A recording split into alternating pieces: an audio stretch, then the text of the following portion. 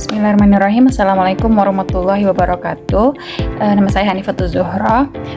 Pada video kali ini saya akan menjelaskan tentang automated online proctoring, yang mana sebuah sistem untuk pengawasan ujian secara daring yang mana sudah mulai digunakan di dunia pendidikan pada saat ini. Oke. Di dalam video ini akan menjelaskan yang pertama itu apa itu automated online proctoring, kemudian yang kedua itu akan menjelaskan cara kerja sistem ini, yang ketiga itu ada manfaatnya bagi integritas akademik, kemudian yang keempat itu bagaimana sistem ini bisa melindungi privasi mahasiswa. Kemudian kita mulai dari yang pertama, yaitu apa itu automated online proctoring. Automated online proctoring adalah sistem pengawasan ujian online yang menggunakan teknologi otomatis untuk membantu memantau peserta ujian selama proses berlangsung. Kemudian sistem ini memanfaatkan kamera, mikrofon, kemudian kecerdasan buatan atau yang biasa kita kenal sebagai AI, Artificial Intelligence, kemudian untuk mendeteksi aktivitas yang dianggap tidak sesuai selama ujian. Kemudian tujuan utama dari sistem ini adalah menjaga kejujuran dan kredibilitas ujian daring, sehingga proses evaluasi tetap adil bagi seluruh mahasiswa. Sebelum ujian dimulai, mahasiswa biasanya diminta untuk login ke lamannya menggunakan akun dari kampus, akun resmi kampus. Nah, kemudian yang kedua itu mengaktifkan kamera dan mikrofon. Kemudian yang ketiga itu biasanya verifikasi identitas wajah.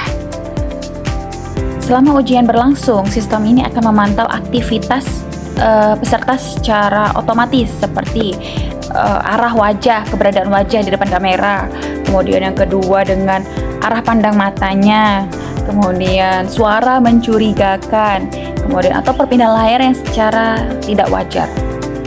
Jika sistem menemukan aktivitas ini yang dianggap mencurigakan, maka sistem ini akan memberikan tanda atau laporan kepada pengawas ujian untuk diperiksa kembali.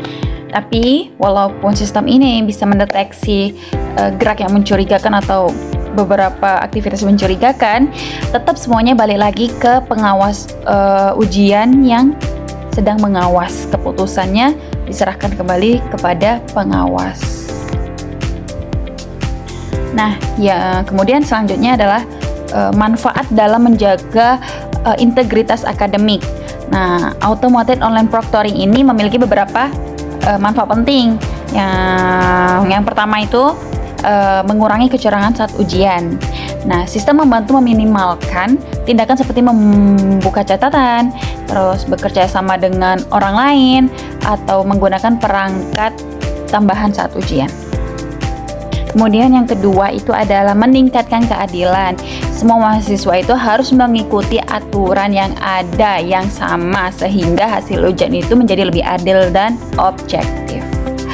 Nah, yang ketiga itu adalah mendukung pembelajaran jarak jauh. Jadi mahasiswa itu tetap bisa ngikutin ujian di lokasi masing-masing tanpa harus pergi langsung ke kampusnya.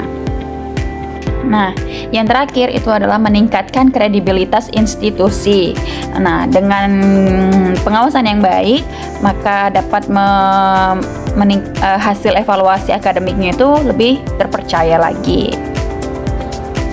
Kemudian pembahasan yang terakhir yaitu tentang bagaimana universitas dapat melindungi privasi mahasiswanya.